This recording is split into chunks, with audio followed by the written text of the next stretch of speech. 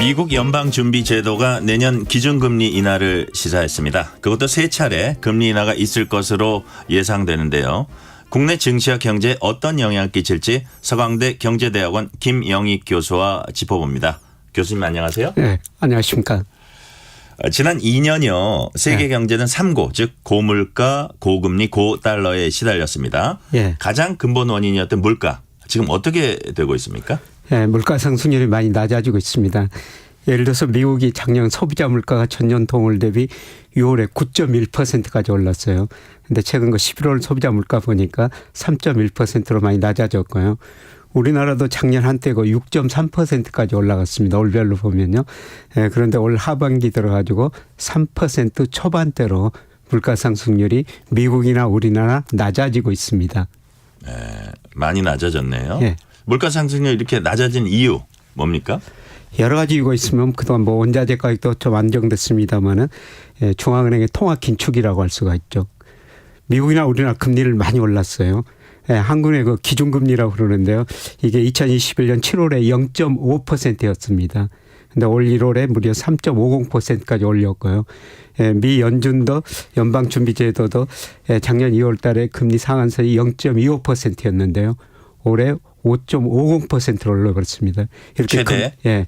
금리를 올리다 보니까 소비가 위축되고 투자가 위축되면서 수요가 위축되니까 물가 상승률이 낮아지고 있습니다. 그러니까 일종의 뭐 한미 양국 이 통화 정책이 통했다 이렇게 보시는 건가요? 지금 작동되고 있다. 시차를 두고 소비 투자에 영향을 주면서 물가 상승률을 좀 안정시키고 있다. 그렇게 평가하시면 될 것 같습니다. 그러니까 그 당국이 예상했던 혹은 목표로 했던 그 시기하고도 어느 정도 맞아 떨어집니까? 아니면 이게 그러니까 이전에 당초에 예상했던 어떤 그 계획대로 가고 있는 겁니까? 예, 물론 우리나라나 미국이나 중앙은행이 물가 목표치를 2%로 설정했거든요. 아직 거기까지는 좀 멀죠. 예, 그런데 예정된 경로를 따라가고 있다. 미국이나 우리나라 중앙은행이 그렇게 평가하고 있습니다. 나쁘지 않은 거네요. 예, 영어로 치면 not bad네요. 예, 그렇습니다. 그렇군요. 그 유가도 물가에 영향 많이 미칠 텐데 향후 유가는 어떤 움직임 보일까요? 예, 이스라엘과 하마스 전쟁이 일어나면서 유가가 많이 오를 것이다. 그때 우리가 많이 수입하는 두바이유가 배럴당 94달러까지 올랐어요. 근데 지난주 74달러까지 떨어졌습니다. 유가가 이렇게 왜 떨어지느냐. 중동 사태가 불안함에도 불구하고 내년에 미국 경제, 중국 경제 성장률이 낮아질 것이다. 그러면 수요가 위축될 것이다. 이렇게 반영을 한 겁니다. 그런데 제가 보기에는 뭐 74달러 특히 WTI 미국에서 많이 쓰는 기름은 뭐 70달러 안팎인데요. 지금 조금 낮은 것 같습니다. 내년에 경기 침체를 미리서 반영했는데요. 그래도 지금보다는 조금 오른 수준. 앞으로 80달러 배럴당 안팎 이 정도 유지할 가능성이 높다고 보고 있습니다. 아, 그렇군요. 지금 말씀하신 거 그러니까 미국과 중국 경기가 안 좋아질 것으로 예상이 되니까 그거를 미리 반영해서 지금 유가가 이렇게 상당히 내렸는데 그것이 반영된 거라 그런 말씀이시죠? 예. 미리서 좀 반영했는데요. 그래도 너무 많이 반영했지 않을까 그런 생각이 듭니다. 이제 물가 상승률이 낮아지면서 금리 인상 사이클은 이제 끝났다는 이런 얘기도 일부 나오고 있는 것 같아요. 특히 지난주에 개최됐던 연방공개시장위원회에서 금리 인하 이제 시사했는데 여기 이제 구체적으로는 어떤 내용이 담겼습니까? 예, 그동안 FOMC라고요. 미국 금리를 결정하는 회의인데요. 그동안 미국 경제가 좋다 이런 표현만 썼거든요. 그런데 이번에는 그래도 좋지만은 성장이 좀 둔화되고 있다. 물가 상승이 좀 낮아지고 있다. 그래서 연준 위원들 점도표라고 적정금리가 몇 %인가 이걸 찍어 놓는데요. 내년 보니까 중간값이 4.6%였어요. 현재 5.5%인데요. 그래서 최소한 금리를 세 차례 인하할 것이다. 세 차례 인하라는 건 그러니까 연방준비제도가 얘기한 게 아니고 찍어놓은 점도표를 보니까 점도표. 세 번은 인하하겠구나 그런 뜻이네요. 그런데 시장은 또 더 빨리 가고 있어요. 시장은 내년 3월부터 금리를 인하하기 시작해가지고 내년에 6차례나 인하할 것이다. 그러면 5.5% 금리가 내년 말에는 4.0%까지 떨어진다는 거죠. 아, 그렇군요. 그렇군요. 이제 시장 금리도 이제 많이 하락을 했는데 그럼 어느 정도입니까? 매 10년 국채 수익률이 한때 5%를 약간 장중 넘었었어요. 예, 그런데 지난 주말에 3.9%까지 떨어졌고요. 예, 우리 금리도 많이 떨어졌죠. 우리도 시장 금리하면 뭐 3년 국고채 수익률, 10년 국고채 수익률 하는데요. 우리가 10년 국고채 수익률도 한때가 4.36%까지 올라갔었어요. 10월에요. 네. 예, 그런데 지난 주말에 3.36%로 1% 포인트. 예, 예, 미국이나 우리나라나 금리 인하 기대를 하면서 시장 금리가 먼저 떨어져 버린 겁니다. 아, 그렇군요. 시장 금리는 그렇고요. 이렇게 시장 금리가 이렇게 하락을 하면 그 저희들이 이제 궁금한 게 은행 대출 금리는 어떻게 됩니까? 은행 대출 금리가 좀 떨어질 수밖에 없습니다. 예, 대표적으로 우리 가계 이제 가장 민감한 금리가 주택 담보 대출 금리라고 그렇죠. 그러거든요. 예, 지난 4월에 은행들과 평균이 4.56%였어요. 예, 그런데 11월에 그 시장 금리가 이렇게 떨어지다 보고 12월 들어서 떨어지거든요. 예, 그러면 은행들이 자금 조달 비용이 줄어드는 거예요. 아, 은행들이 은행채 발행해가지고 자금을 조달해가지고 빌려주는데요. 예, 예. 예, 그런데 지금 최근에 예금 금리도 낮아지고 있고, 예, 그러다 보니까 은행의 조달 비용이 축소되니까 줄어드니까 아마 금리 계속 낮추게 될 겁니다. 그래서 우리 가계 조달 비용 축소로 금리가 낮추게 된다. 예. 예, 조금 더 설명을 해 주시죠. 예. 그래서 우리 가계가 그동안 금리 부담이 굉장히 높았는데요. 앞으로 저 금리 부담은 조금씩 낮아질 가능성이 높다는 겁니다. 아, 그렇군요. 그 어쨌든 일반 대출 받은 사람들한테는 뭐 나쁜 소식은 아니네요. 예, 그렇죠. 또 예금하는 사람들한테는 뭐 작년에 우리 예금 금리가 1년 만기 5%까지 갔는데요. 예, 지금은 그 4% 이하로 다 떨어지고 있습니다. 그러니까 예금 금리도 떨어지고 있고 대출 금리도 같이 떨어지고 있습니다. 같이. 여하튼 뭐 예금자 울고 대출자 웃는다 뭐 예. 간략하게 요약하면 그런 거네요. 예, 그렇습니다. 자, 미국 금리 하락 기대로 달러 지수도 이제 하락을 했습니다. 얼마나 떨어졌죠? 예, 미 달러 지수라고 그러면 뭐 보통 선진국 지수에서 달러 지수인데요. 네. 예, 그게 11월 초에 한 107 근처까지 갔었어요. 107. 예, 근데 미국 물가가 안정된다. 미국이 금리를 인하한다. 그러면 미국으로 돈이 덜 들어갈 것이다. 107 그럼 이건 어떤 의미입니까? 107. 예, 주요 선진국 통화 지수에서 예. 달러 가치라고 표시하면 예, 돼요. 예. 예, 그래서 유로와 엔, 뭐 파운드와 이런 통화 가치에 대해서 미 달러 지수가 얼마냐. 이게 올라가면 달러가 강세를 보였다. 떨어지면은 약세를 보였다. 그러니까 예를 들어서 뭐 100을 넘으면 어떻고 이런 겁니까? 예, 아니면 100 기준은 아니고요. 아니고요. 그냥 지수 자체가 높으면 달러가 강세 지수 보였다. 자체가 높으면 예. 예, 그런데 이게 107에서 최근에 102까지 떨어졌어요. 아, 네네. 예, 미국이 금리를 인하하니까 앞으로 인하할 것이다. 그러면 미국으로 돈이 덜 들어갈 것이다. 예, 그러면서 달러 가치가 떨어진 거죠. 그러다 보니까 우리 저 원화환율도 떨어졌죠. 한때 그 1357원까지 갔었어요. 지난 예, 11월 초에. 예, 예, 예. 그런데 지난 주말에 이제 1300원 밑으로 떨어졌죠. 그렇죠. 제가 그거 여쭤보려고 그랬어요. 그래서 그에 따른 원달러 환율 흐름 어떻게 되는지 좀 구체적으로 말씀을 해 주세요. 예.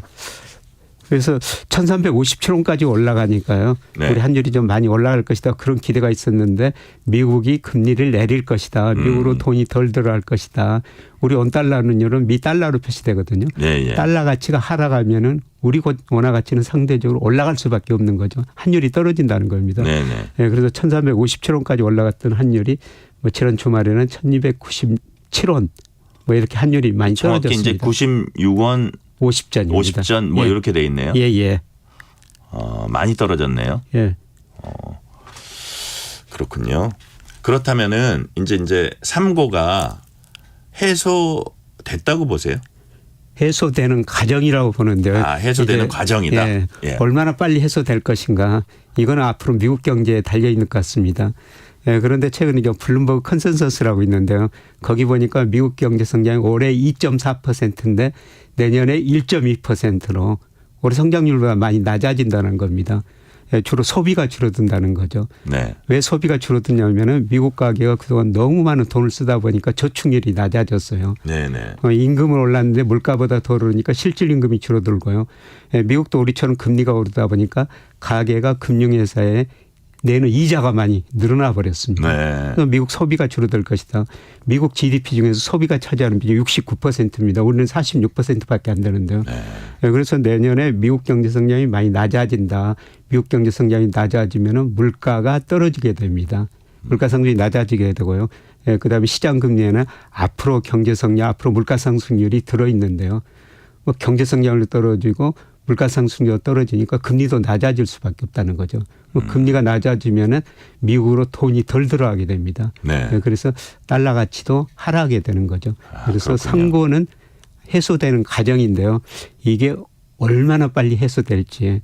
그렇다고 뭐 초저금리 시대는 아니고요. 그러니까 해소된다는 그 목적지랄까요? 그것까지 갈지 이것도 아직은 불투명한가요? 예, 그렇죠. 그래서 중앙은행 물가 안정 목표가 2%인데요. 네. 예, 그런데 대부분 내년에 2%까지는 못 가고 한 2.5% 안팎까지 갈 것이다.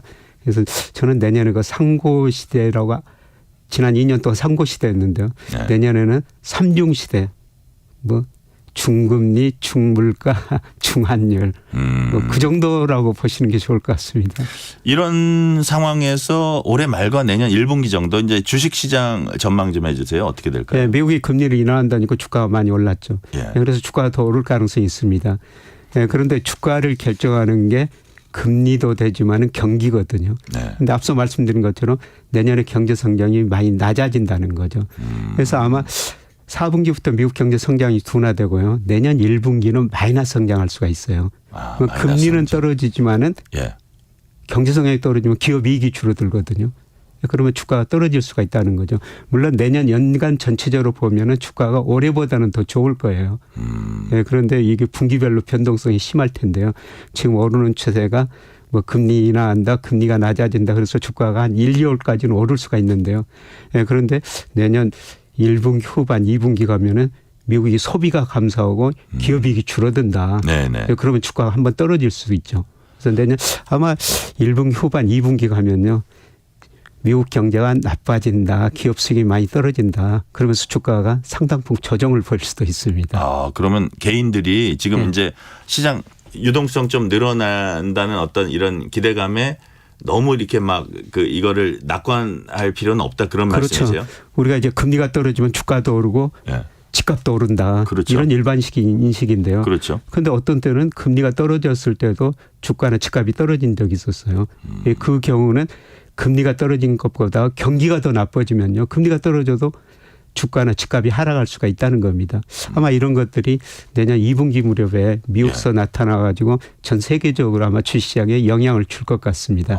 그러면 그 개인들이 어쨌든 경기 침체도 이렇게 주시를 해야 된다 그런 말씀이시네요. 예, 그렇죠. 상고가 해소된다는 것은 결국 소비가 해소되면서 물가 상승이 안정되니까요. 내년에는 아마 지금까지는 그 상고 이야기가 많이 나왔는데 경기 둔화 혹은 경기 침체 이런 이야기가 언론에 좀 많이 보도가 될 것 같습니다. 그 한때 이제 100엔당 900원 이하에 있던 엔화가 이제 900원 넘어섰잖아요. 네. 앞으로 어떻게 될 거로 보세요? 오늘 저 일본에서 금융정책 통화정책 결정 얘기가 나오거든요. 거기서 예, 이제 예. 어떤 평가를 내리냐 거기 다른데 아마 그 일드 커브 컨트롤 그다음에 마이너스 금리 이거를 언제 포기할 것인가 이런 거 시사를 해 준다면요. 엔화가 더 강세를 보일 수가 있어요. 엔달러율이 얼마 전에 151원이었어요. 근데 일본이 내년에 그 금리를 좀 올릴 것이다. 이런 네. 기대가 적용하면서 지금 엔달러율이 142엔까지 나왔습니다. 그래서 엔에 대해서 우리 오는 한때 100엔당 960원까지 떨어졌는데요. 최근에 그 910원, 20원까지 올라갔는데 엔화가 강세 보인다면은 우리 돈 가치는 엔에 비해서 좀 떨어질 가능성이 높죠. 한 950원. 뭐 이 정도까지는 올라갈 가능성이 있어 보입니다. 네. 일본에서 이제 YCC라고 하죠. 네. 국채 수익률이 일정 수준 이상 올라가지 않게 중앙은행이 인위적으로 통제하는 정책을 내년에 폐기할 것이다. 이런 관측들이 나오는데 교수님 어떻게 보세요? 예, 폐기할 가능성이 있어요. ICC라는 것은 뭐 수익률 곡선 억제라고 그러는데 일본 저 10년 국채 수익률 0%로 설정해 놓고 일본 금리가 그것보다 올리면 중앙은행이 돈을 많이 풀어가지고 국채를 사준 거예요. 근데 그게 이제 범위를 1%까지 확대해 놨습니다. 근데 아마 최근에 일본 물가도 오르고 임금도 오르니까요. 내년 가가지고는 특히 상반기에 ICC라는 걸 포기할 가능성이 있습니다. 그러면은 일본 엔화가 강세가 되고요. 그다음에 일본이 미 국채를 많이 가지고 있었는데 자기 나라 금리가 오르니까 아마 미 국채 덜 살 거예요. 그렇군요. 그러면 미 국채 수익률이 오를 수도 있고 앞으로 그 일본과 통화 정책이 글로벌 금융 시장에 많은 영향을 줄 것 같습니다. 네. 여기까지 듣겠습니다. 지금까지 김영익 서강대 교수였습니다. 감사합니다. 네, 고맙습니다. 지금 시각